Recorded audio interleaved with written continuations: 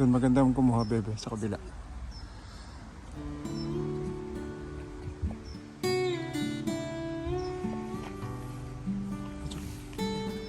Tara na. Oh, okay, yeah. Thank you.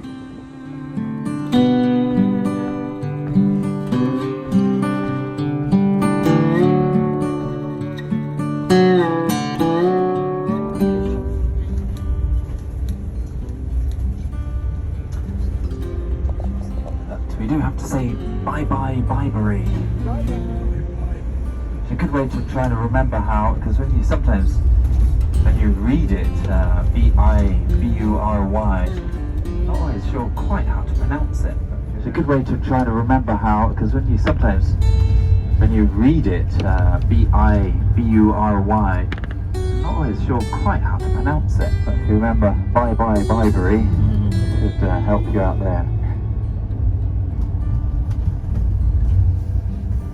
Sometimes at the end of the tour, I ask people, what their favourite thing was of the tour, and they try to remember the name Bibery and come up with all sorts of alternatives like Burberry, Blueberry, Bilberry, lots of berries. But yeah, it's Bibery.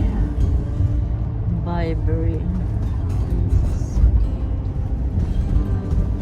And all of these are your stereotypical Cotswold houses.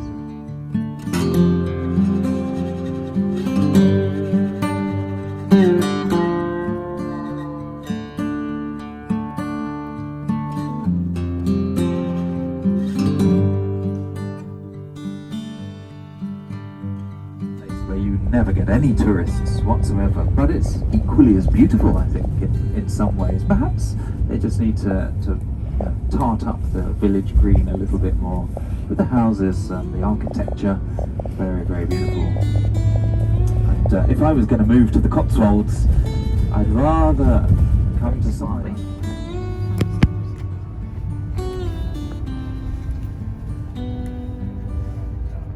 It's actually a very popular place for people to have weddings, and wedding reception often sometimes just to come and have their wedding photographs. That might be what makes me think that Little Barrington would be more fun to live in, right closer to the pub.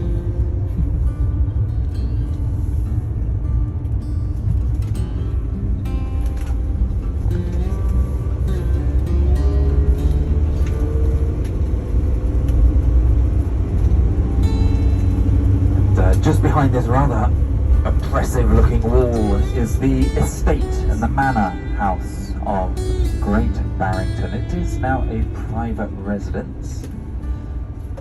But you can just sort of peer through the gate there. I'll get out of the way.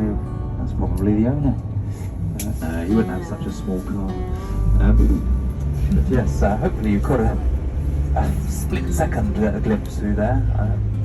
I wasn't expecting that car to want to drive back into the driveway.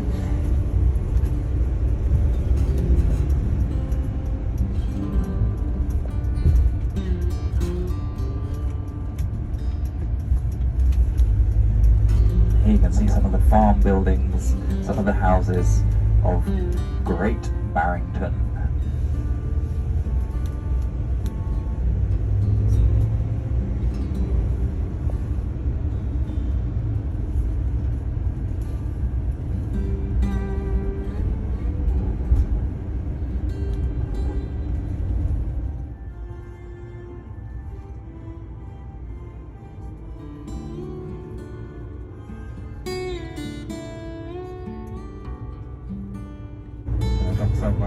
Some of the gentle undulating fields of the Cotswolds here.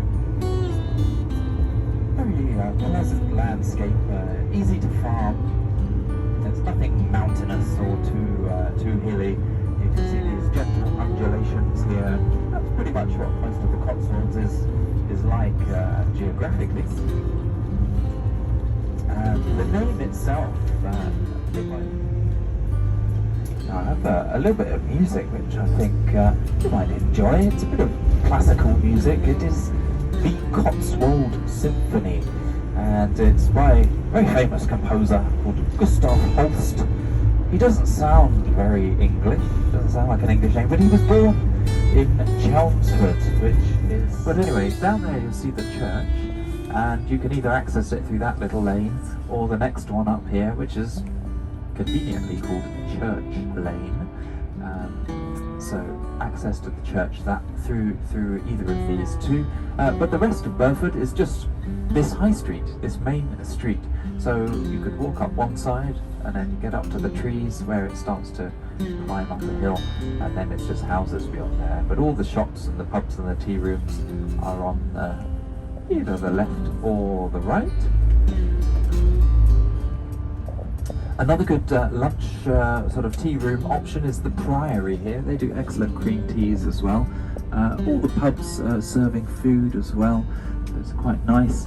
And Huffkins is halfway up on the right hand side. You'll see it as you go out. Ooh, looking busy even here. It's going. Oh, it's the school club.